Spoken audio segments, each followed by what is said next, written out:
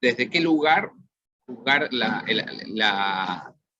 despliegue masivo de inteligencia artificial generativa, esta nueva generación de inteligencia artificial que es otro nivel, ya no son los lenguajes de reglas duras basados en sistemas expertos, digamos, sistemas expertos basados en reglas duras, tampoco son solamente modelos neuronales, sino que ya es una capacidad de procesamiento de datos, con una capacidad de entrenamiento de datos y además capacidad de predecir lo próximo que se va a producir, lo que le permite a la inteligencia artificial generar contenido nuevo sobre la base del ya existente.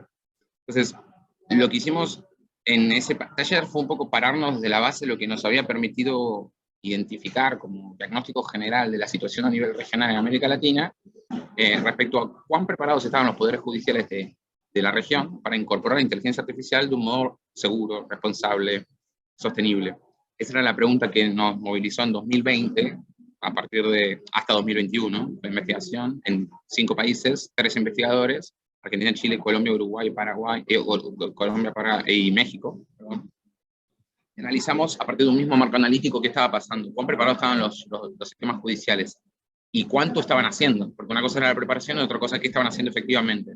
Eso fue en 2021. Entonces, sobre esas bases, las conclusiones, a lo cual voy a ir un poco ahora, desde ese lugar teníamos un poco más de información basada en evidencia para ver qué tendencias está imponiendo el despliegue masivo de inteligencia artificial generativa, sin que nos tomara tanto por sorpresa. Era esperable decir algo así como no estamos preparados, pero ¿desde qué lugar no estábamos preparados?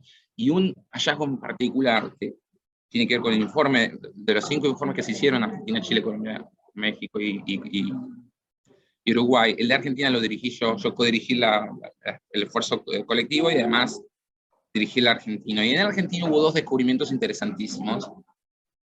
Hubo personas como Vale que fueron con testimonios clave para informarnos. Fue un estudio muy basado en testimonios, un estudio muy, si se quiere, antropológico-etnológico, muy de eso, de testimonio clave. Entrevistamos como a 15 personas que estaban trabajando en inteligencia artificial efectiva, no en la propuesta, sino en hacerlo concreto. Entonces analizamos básicamente la unidad de análisis, era iniciativas de cambio institucional basadas en inteligencia artificial, porque esa era la cuestión. ¿Cómo se innova en política pública, en el ámbito judicial, utilizando inteligencia artificial? Es una forma de hacer transformación digital a gran escala, ¿no? El proceso clave es la transformación digital a gran escala, cuán responsable es su proceso. Y hoy la inteligencia artificial generativa, que aparece como una tecnología disruptiva, que para quienes están en este tema, se presenta con un impacto semejante al que tuvo la creación de la WWW en el 91. Una cosa era Internet, otra cosa era la capa de contenidos que los usuarios ven. Eso es lo que revolucionó Internet. Bueno, ahora aparecería una nueva capa de contenidos que llega al usuario y que le permite al usuario vincularse con tecnologías muy complejas de un modo muy asequible. Entonces, lo que habíamos descubierto en particular en el caso argentino, y que yo les propuse en aquel taller, y que les quiero traer hoy acá, porque es lo que pone a Justicia Abierta en el centro, es que había 2 cosas que estaban en todos los procesos de incorporación de inteligencia artificial. Después pueden cuestionar ustedes que están o sea, están en lo judicial, pueden estar más cerca de inteligencia artificial o menos, pero quienes están van a decir, ok, Prometea me gusta más, me gusta menos, las iniciativas que se están haciendo en torno a la experiencia de Prometea en Salta, en Corrientes, en Mendoza, me gustan más, me gustan menos, pero se está haciendo algo. Al mismo tiempo encontramos en estrategias de anonimización inteligente en un par de juzgados de la ciudad de Buenos Aires, y lo más interesante era cómo se lograba desarrollar algo basado en tecnología compleja, en sistemas técnicos complejos, para incorporarlo como un mecanismo de sumar valor público en el sector judicial. Entonces, ¿cómo lo lograban? Actores que tal vez no tenían desarrollo tecnológico, conocimiento de la curva de aprendizaje, transferencia tecnológica, bueno, se juntaban con otros actores. Y quienes tenían la capacidad de desarrollar el conocimiento, porque tenían apoyo institucional fuerte, de arriba hacia abajo, una política más bottom-down, no bottom-up, como por ejemplo Prometea, después se juntaban con otros y bajaban la línea, o hacían convenios de cooperación, como les mencioné en algunos casos, también Colombia. Pero en el caso de estrategias emergentes, bottom-up, como en el caso del juzgado 10 o el juzgado 13, trabajando en anonimización inteligente, cada uno a su modo, uno con un acuerdo de dirección de estadísticas que coordina Vale, y otro con algo todavía más complejo en términos de arquitectura, presentándose a un grant de la sociedad civil centrado en la comunidad digital, como es el llamado Empatía, del sello ILDA, del sello IDRC, que es un banco de desarrollo orientado a los temas de digital, ha dado bastantes apoyos, y con un socio en una cooperativa informática como es Canva. Entonces, hay que ser muy creativo. Lo primero que quedó en evidencia es que había que ser muy creativo o usar recursos propios. Y cuando hay recursos propios me refiero a que una trabajadora o un trabajador estatal tiene que en su tiempo libre formarse, prepararse, codear, y ese sería el recurso propio, ¿no? Que a veces cuando se configura un buen grupo humano, un espacio institucional crece una barbaridad, pero eso se puede llegar a desarticular, no tiene apoyo, no escala, y luego se desmiembra y nunca más se conserva, se pierde la memoria institucional. Eso pasa con las estrategias bottom-up. Entonces, lo que veíamos era gran creatividad para lograr financiamiento, uno, y acelerar la curva de aprendizaje tecnológico. O sea, nadie lo hacía solo. Prometea parecía que lo hacía solo, pero también hacía un montón de convenios, y también tenía sus convenios con el Instituto IALAB de la UBA, después hubo distintos caminos. Nadie lo hace solo. Eso era antes, insisto, esto era antes de la guía generativa. Se va entendiendo hacia dónde vamos. Hoy lo podemos hacer solos y hay nuevos riesgos. Entonces, el otro factor era que nadie inscribía el uso de inteligencia artificial en el vacío, en términos conceptuales, ideológicos, axiológicos. Todos lo remetían, y cuando me refiero a todos, me refiero a todos los testimonios, ¿sí? Todos los testimonios de personas que estaban involucradas en inteligencia artificial lo justificaban, lo narraban con algún tipo de acepción de la justicia. Y tres acepciones de la justicia surgieron, tres acepciones estilizadas, pero que surgieron en casi todos los testimonios. Eso fue muy interesante, porque obviamente la palabra justicia va a aparecer, pero aparecía adjetivada. No parecía como un sustantivo vacío o aislado. Entonces, las dos que surgieron más fuertes, bueno, no pasó nunca, le pido disculpas. Acá tienen, yo esto se lo voy a pasar a Vale para que después se lo de ustedes. Son 10 slides, no hay más que eso. Esto es la investigación a la que nos basamos en 2021 y con los 5 países van a poder acceder al compilado, al marco introductorio donde está el marco analítico, porque hicimos un marco analítico original que no había en el planeta, para poder analizar a todos, no solo sus capacidades, sino también sus preferencias, porque la joda siempre lo mismo, es analizar de acuerdo a un modelo de maduración de capacidades teleológico, abstracto, imaginado para el primer mundo, cómo se aplica en el resto del planeta y dónde están, en qué estadio están de esa curva de maduración abstracta. Nosotros dijimos, no es así, hay preferencias además de capacidades, los países a veces no quieren lo mismo, entonces queremos que analizar preferencias, no solo capacidades. Desde el marco analítico, acá hay una síntesis de cómo son los 5 casos que analizamos, no hay casi nada. Donde hay estrategias de desarrollo digital, no hay estrategias de desarrollo de inteligencia artificial. Donde hay estrategias de desarrollo de inteligencia artificial, no las hay para el judicial, solo para el gubernamental. Entonces está medio como aislado el judicial de todos los procesos de transformación digital a gran escala. Donde sí la hay, por ejemplo en Chile, no hay iniciativas de inteligencia artificial reales, es más abstracto. Y donde sí la hay, en Argentina y Colombia, no había otros casos, en todos los casos, insisto, había algún tipo de asociativismo, con 2 estrategias de asociativismo estilizadas por mí, digamos, como autora, ¿no? Una es redes judiciales más clásicas, lo que en el mundo de la gobernanza digital se suele oponer como multilateralismo o intergubernamentalismo por un lado y multisectorialismo por el otro. Entonces, las redes judiciales clásicas, un ejemplo sería la red en Argentina, para quienes no son de Argentina, la red de juntas, bueno, en realidad no se llama red, se llama Junta de Cortes Federales y Supremos Tribunales de Justicia de las provincias y de la Ciudad de Buenos Aires. Eso es una red federal. Entonces, eso era un tipo de categorización de red que se puede pensar. Otra es una red más multisectorial, donde hay nuevas formas de convocar actores. La multisectorialidad no es propia del ámbito judicial, tiene que ver con, por ejemplo, actores de la sociedad civil, actores del gobierno, actores del sector privado, actores de la academia y la comunidad técnica. Y RIJA, para mí, encaja en este modelo, ¿sí? En una red multisectorial. Algo que no les dije, disculpen que vaya tan rápido, es que las 3 acepciones me lo salté porque quería llegar a esto, a través de los slides, ahí voy. Las 3 acepciones de justicia que surgieron eran estas 3, justicia aumentada, justicia abierta y justicia federal. A mí, bueno, y se daban cruces, ¿no?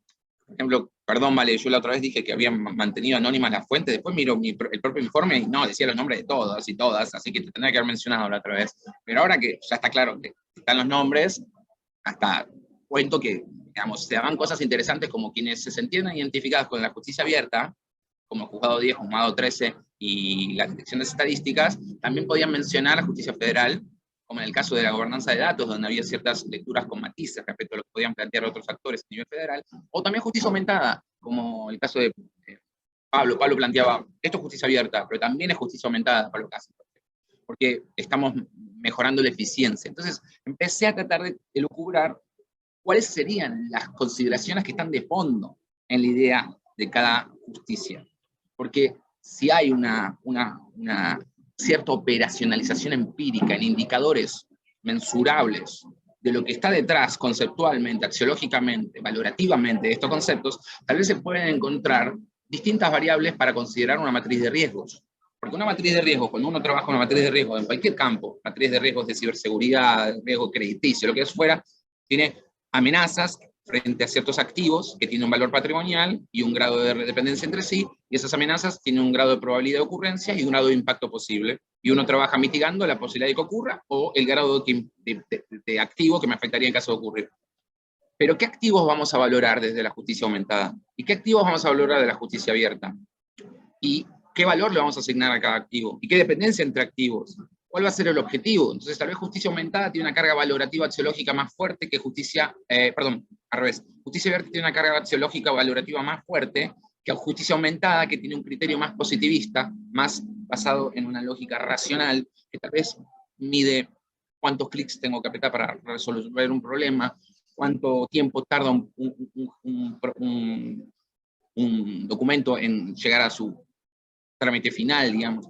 Todo lo que es más cuantificable en términos numéricos. Y tal vez justicia abierta va a ponderar elementos que en principio pueden parecer menos mensurables, y eso sería un error, porque cuando querés codear, cuando querés desarrollar código, tenés que poder mensurar, tenés que poder traducirlo en fórmulas matemáticas, en código. Entonces hay que operacionalizar valores, y esto se está trabajando sobre algo de esto, les traigo acá.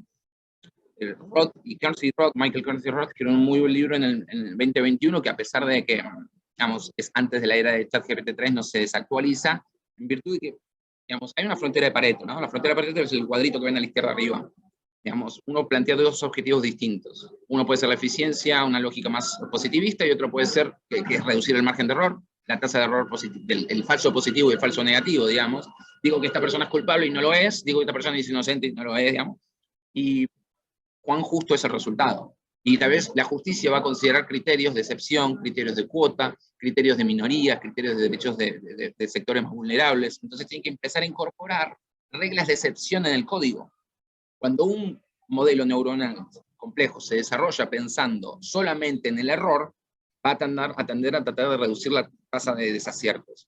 Pero cuando se le incorporan herramientas vinculadas a reducir el margen, porque tal vez en una población mayoritaria, el sector vulnerable que queremos proteger está poco representado en términos matemáticos. Y como es una base estadística, va a manejarse en cuál es la población mayoritaria. Entonces va a normalizar comportamientos acerca de qué es la tasa de error, digamos, de cuál es el resultado justo, que no se aplicarían del mismo modo en otra población vulnerable que nosotros, humanos, sí sabemos identificar. Entonces hay que codearlo para que el sistema pueda decir, ok, esta población vulnerable tiene ciertos requisitos específicos, entonces en este caso la tasa de error no tiene que ser el principal vector, sino este otro.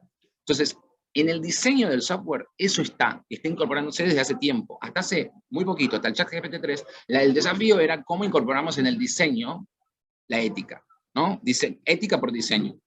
Y ahora lo que ocurre es que estamos en una etapa de despliegue masivo de inteligencias artificiales generativas disponibles para cualquier persona con conexión a Internet, sin demasiado conocimiento, que te plantean, por un lado, básicamente, que no necesitas una red para construir algún tipo de experiencia vinculada a inteligencia artificial, no necesitas uno otro, no necesitas un humano, una red de personas que te ayuden a llegar a donde está tu meta, lo puedes hacer solo con tu dispositivo. Por otro lado, tal vez no tenés ningún tipo de consideración estilizada acerca de tu idea de justicia, de por qué incorporás inteligencia artificial para una transformación digital, y sin embargo vas a usarla, por lo cual probablemente vas a incorporar ideas implícitas acerca de la justicia que no van a ser mentadas o revisadas por pares, contrastadas con experiencias de otros, sino más una idea autogestionada y probablemente más privada.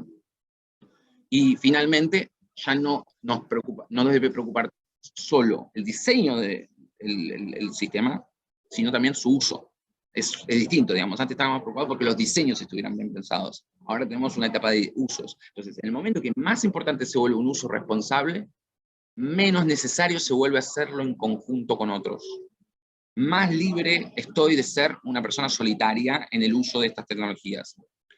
Entonces, lo que hace es básicamente, esta es una suerte de síntesis. Puedo cerrar acá el picheo porque Vale me planteó algo, charlate 10 minutos, ¡pah!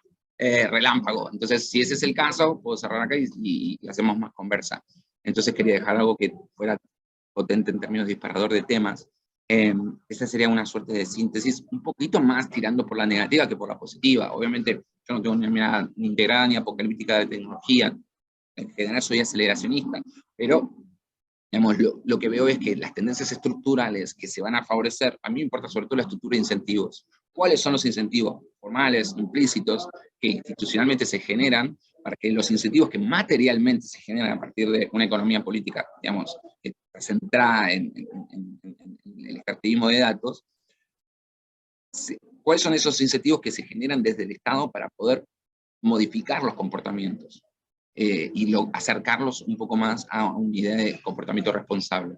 Entonces, lo que vemos es que es una etapa de explotación sin suficiente exploración. La exploración sería una etapa anterior, que está basado también en Kearns y Roth. Digamos, nos mandamos a hacer explotación en el sentido de que ya usamos la inteligencia artificial para tomar decisiones, ya usamos la inteligencia artificial para informar decisiones, ya usamos la inteligencia artificial para trabajar, y no solo para explorar. Como estos jueces que fueron agarrados un poco en Orsay por haberlo utilizado y dejando en evidencia algo que no se sabía hasta el momento, que es que la inteligencia artificial puede tener lo que hoy se llama académicamente alucinaciones. O sea, una IA generativa puede tener alucinaciones, no solo sesgos. Todos sabíamos que tenían sesgos, entonces era control de sesgo, control de sesgo, control de sesgo. Pero ahora además tenés alucinaciones, por lo cual tenés que hacer fact-checking. Entonces, eso es nuevo, no es solo fact-checking para notar que hay sesgos. No sé si cada uno lo ha utilizado, quiénes han utilizado inteligencia artificial. Yo lo utilicé sobre todo en los campos donde soy más experta, porque ahí detecto los sesgos. Los sesgos a veces son brutales. Yo trabajo mucho en relaciones exteriores y de golpe me mete que Bolivia y Venezuela tienen una postura porque asume que, y ese sesgo lo voy a detectar porque sé del tema. Entonces, tal vez si sé del ámbito judicial voy a poder detectar ese sesgo porque tiene que ver específicamente con lo mío. Pero aún así aparecerían alucinaciones. Me puede citar fuentes, jurisprudencia que no existe, casos que no se han dado. Entonces, lo más importante para mí es que modifique la estructura de incentivos de los actores judiciales para impulsar iniciativas internacionales responsables. Porque por un lado, incrementa incentivos para explorar, eso está bueno, pero por otro lado disminuye barreras y por otro, perdón, esto también está bueno, disminuye barreras de entrada. Cualquiera con internet puede acceder a inteligencia artificial generativa, pero no te castiga si vos te mandás sola. No te castiga en el sentido de que podés igual desarrollar lo tuyo. Entonces no te exige desarrollar ningún tipo de garantía o mecanismo orientado a un enfoque integrado antes de desplegar esto de un modo, hacer un uso explotador. Disminuye los incentivos para trabajar en redes, tanto judiciales como multisectoriales, y incentiva el comportamiento freerider. Incluso, no sé si han visto, pero hay mucho artículo, sale todos los días como ChatGPT-3 ya fue, usa lo nuevo. Y la narrativa es, tenés que ser el mejor prompter, ¿no? Tenés que volverte un ingeniero en prompter. Y el prompt es la receta que yo le doy para que me dé algo. Y sí, tenés que saber hacer prompts, es clave. Perdés muchísimo tiempo si no sabes hacer un buen prompt. Pero hay algo como si todo se redujera al prompt, ¿no? Y con este prompt bastará. Y al mismo tiempo surge lo he visto en un par de artículos, el planteo de la clave de la inteligencia humana está en saber conocer más inteligencias artificiales generativas y saber más que el resto. O sea, la clave de ser un trabajador competitivo en el siglo XXI es conocer más cantidad de inteligencias artificiales que el resto. Eso ya te dice, no las tenés que compartir. La clave de ser competitivo es no compartir el conocimiento de qué te hace distintivo, y el incentivo es hacia una lógica de free rider. Es muy difícil que se establezca una lógica de presión de pares. Por eso me parecía muy importante vincular las dos cosas, redes y ideas de la justicia. Y finalmente, bueno, una explotación delegada a entidades privadas que no tienen ningún tipo de búsqueda de valor público, exposición de información sensible, que puede ser por protocolo de privilegio con confidencialidad con clientes que se viola, o información sensible del Estado, o de usuarios que no se saben cuidar, digo, no sabemos qué pasa con esos datos, y lo más probable es que esos datos sean extraídos y minados, y no tenemos ningún tipo de protección. En general, la información que le damos a ChatGPT-3 o cualquier tipo Perplexity, probablemente algunos de ustedes ya están usando Perplexity, yo lo usé ayer para preparar un poco esto, le pregunté cuáles eran los principales riesgos, y Perplexity te tira fuentes. Probablemente le damos mucha más data de la que le damos a otro tipo de documentos, porque le meto 50 documentos de 200 hojas cada uno, resumímelos, ya está. Delegué un montón de información, no sabemos a quién. Entonces hay un tema ahí que no se está tocando y en la Argentina es crítico, que es la falta de garantías en términos de ciberseguridad y protección de datos, que es más estructural que los modos de usar. Y finalmente, esto es más sistémico, un riesgo porque no se habla tanto de esto, pero hay un riesgo de concentración económica e informacional en los data brokers, que sí son capaces, aquellos que tienen la escala, que les permite sostener los costos incrementales de ofrecer poder de cómputo para inteligencia artificial. Porque la clave de la inteligencia artificial es cada vez más el poder de cómputo. Entonces, si yo quiero tener poder de cómputo escalable para poder dar abasto con la demanda de los usuarios, tengo que alquilar servers, alquilar, o comprar, en general se alquilan.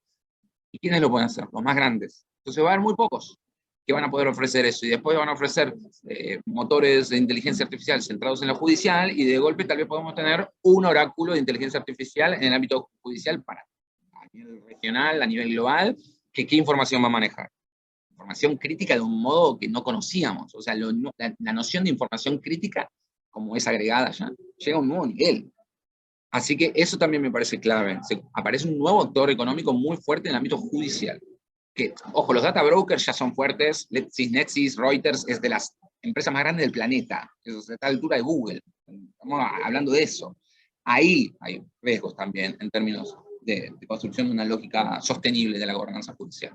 Así que bueno, creo que bueno, esto es lo que les decía, porque esto es adelanto de un informe que hicimos para la UNESCO, que dirigí yo, y de los 25 temas, un análisis transversal de toda la gobernanza, todo cómo se regula Internet en la Argentina. Y de los 25 temas, 3 de los 25 son críticos, nada más. De esos 3 temas, 2 son estos. O sea, lo más crítico de la Argentina es lo que está en juego con la inteligencia artificial, o con la transformación digital en general. Privacidad, todos los días se escapan datos, millones de bases de datos, todos los días. Imagínense con su ChatGPT-3. Ni siquiera nos vamos a dar cuenta, porque cuando se escapa la base de datos centralizada del RENAPER, nos damos cuenta, es una base de datos, con 40 millones de observaciones. Pero cuando se escapa la base de datos de cualquier usuario del ámbito judicial, porque lo comparte con ChatGPT-3 para sintetizar su trabajo, no sabemos, no nos vamos a enterar. Pero los hechos son que tal vez hacer un informe con ChatGPT-3 toma 10 minutos, cuando hacerlo a mano como abogado de toda la vida te toma un día y medio. Entonces, la revolución en términos de costos también es muy atractiva. Pero baja la barrera de entrada en muchos sentidos. Es muy difícil decir que no a este tipo de cosas. Pero bueno, ¿bajo qué criterios se van a elaborar estructuras de incentivos que favorezcan un uso responsable? Esa es la pregunta. Ahí va, cierro ahí.